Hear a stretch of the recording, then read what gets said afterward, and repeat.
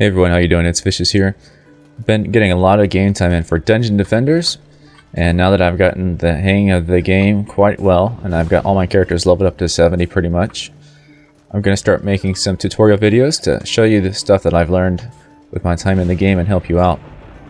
So a lot of the things you might want to learn how to do is soloing challenges in this game, because you can get some of the best weapons and other rewards in the game for being able to beat these challenges.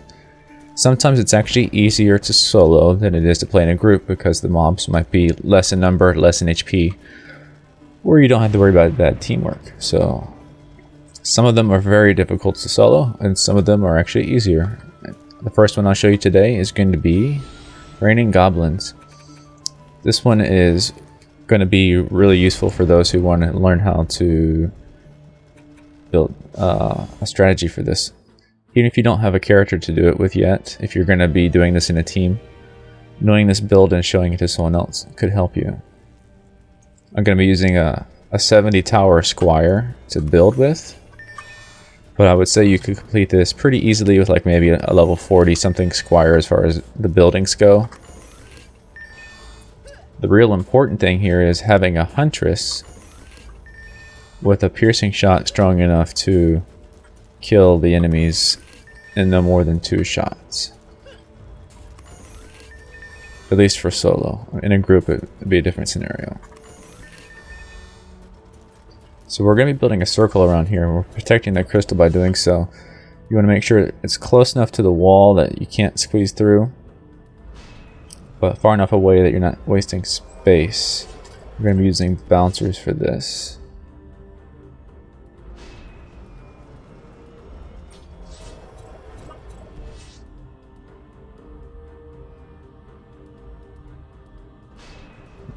You really do want to make sure these are kind of walk-through proof. If your character can walk through, you might be in trouble, because that means a mob might be able to squeeze through there.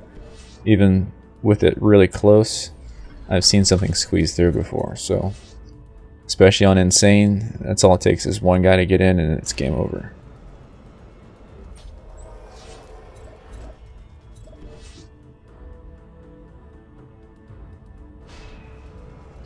I've tried 10 different strategies or so to beat this, and it wasn't until I took this build and modified it slightly that I got it to finally work. Right.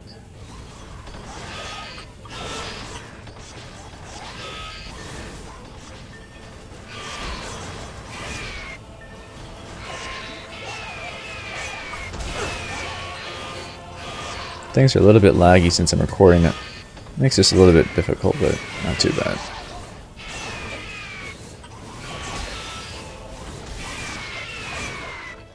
Okay, now here's the deviation in this build. Instead of just bouncers all the way around, I'm actually going to be putting a slicing dice here in the front. When things start getting heated up a little bit later with the further along waves, you'll see swarms and swarms of guys coming down these 2 stairwells in front of me, and these slicers will help with the DPS a lot as far as killing the small goblins. Then you can just focus on the orcs. That's actually really the strategy to this, is to focus on the orcs because they're the ones that do the most damage. The bouncers and the slicers will take care of the goblins.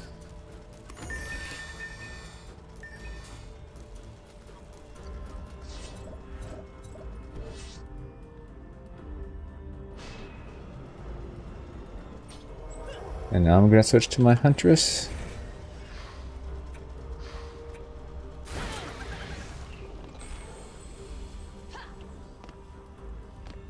And here we go.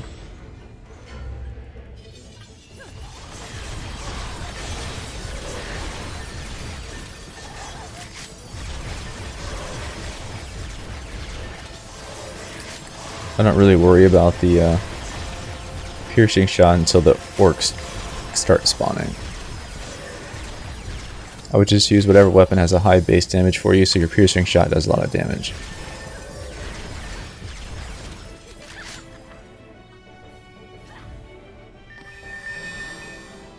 Now the other trick to this, you're probably been taught to always upgrade your towers as much as possible, as soon as possible, because stronger towers is better. In this challenge, you actually do not want to do that, because what happens is they're all going to get damaged really quickly, and repairing them takes too long, and upgrading them is faster. And if you upgrade them really high, then you won't have enough mana to repair all your towers, and you're going to be in a bad position.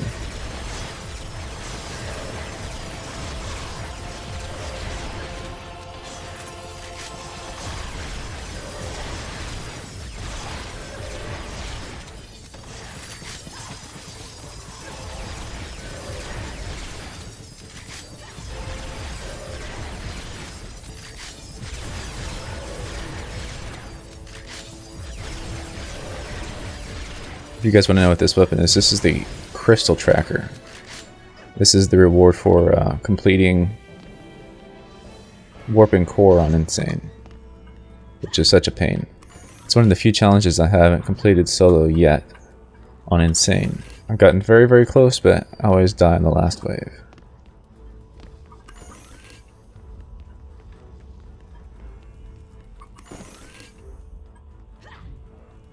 I'm actually going to sell this. Free advertising, if you guys want to know. It's got 1506 damage, 6 shots per second, 25 upgrades. Started off with 120 damage base and 5 shots per second, so it's one of the better ones. I think orcs come now. Nope, not yet. Yep, nope. Next wave.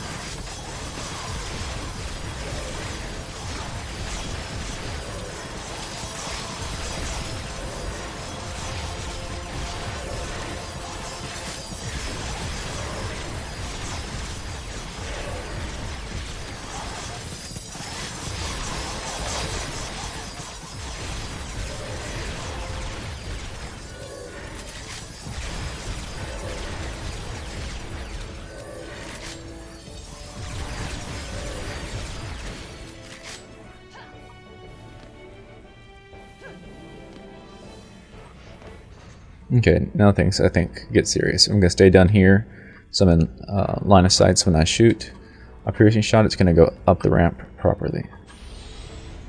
And then basically just want to keep making sure you check your sides and your rear, because you want to kill these orcs right away. Do not want them to get on your stuff.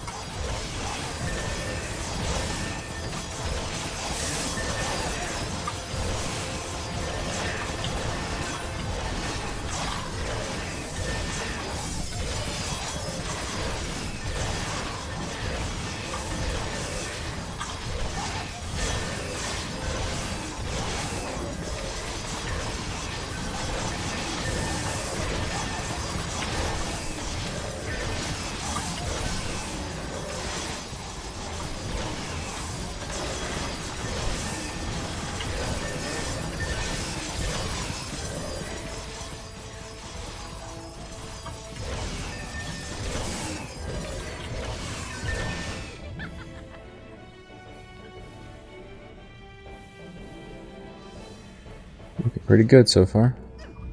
Gets much harder on the 8th and 9th wave though. Many, many more orcs.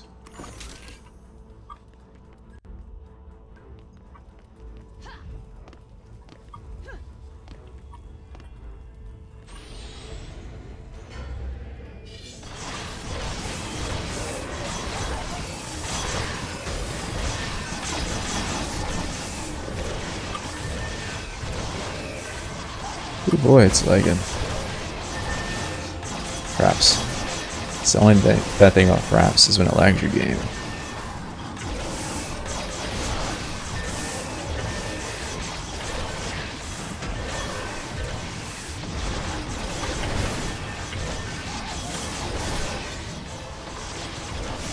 I'm actually doing pretty poor right now, honestly.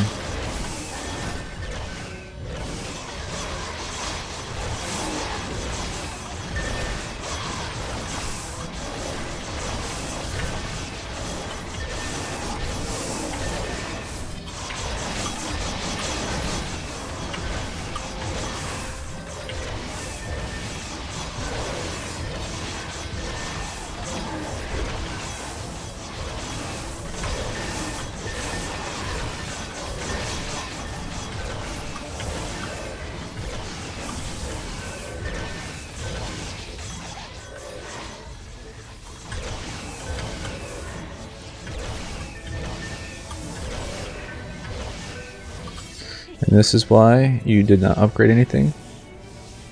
Because for the final wave you only got so much time and so much mana. So it's easier to upgrade all these to level 2.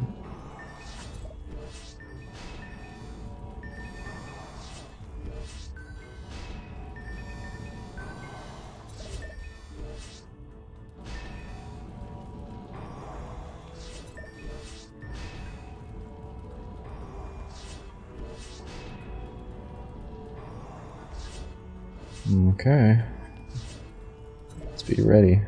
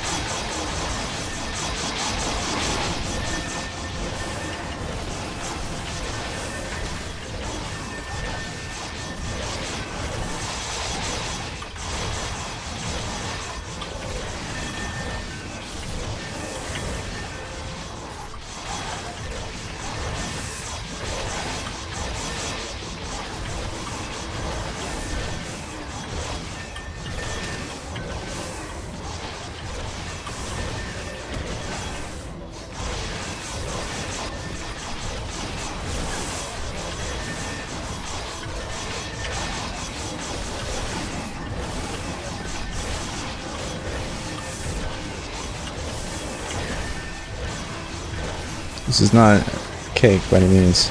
This is one of those challenges that requires player skill as much as just knowing a good build.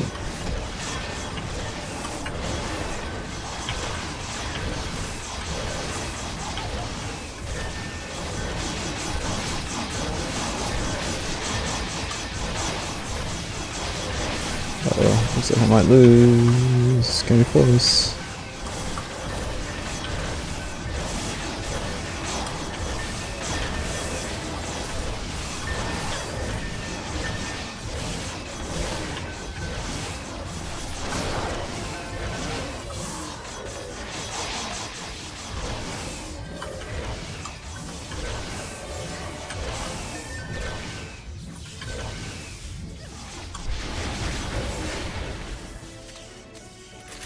Okay guys, there you go. I didn't say it was going to be like a flawless victory. I said I'd show you how to do it. That's what we did.